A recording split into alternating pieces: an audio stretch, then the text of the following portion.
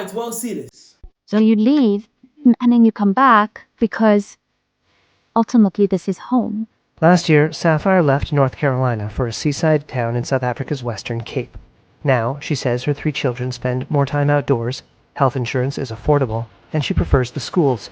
She's among thousands of white South Africans coming back from abroad, despite U.S. President Donald Trump's statements that South Africa's white minority is being persecuted by the country's black majority government. The inquiries from white South Africans seeking to return had jumped 70% in the past 6 months.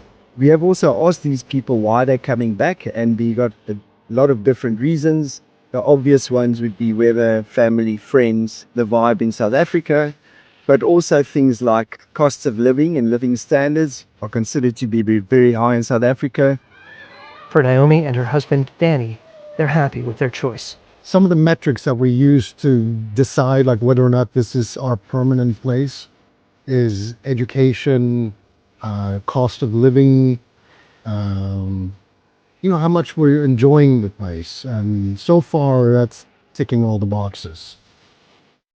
So it was said as a white South African are coming back from America to South Africa because life in SA is better and more affordable than America, and there was never an issue of white genocide in an African country. So basically, we all know when Donald Trump actually assumed office, he actually started targeting South Africa of a genocide, a claimed genocide against the white people in South Africa, saying that he's actually giving them asylum to actually visit United States and then also to be able to stay there peacefully.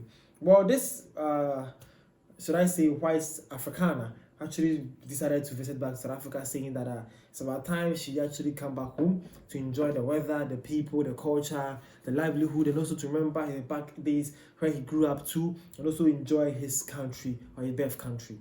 And then people have taken into the context that the Afrikaner people are having, or they are not so happy in the United States, and they are deciding to come to live in South Africa. Well, as you have watched the video yourself, what do you think or how do you see this to be, and what is your conclusion to what this video actually entails to you? Let's see this. This brother came saying, SA is a lovely country to be in. I don't know why people live there to go somewhere else.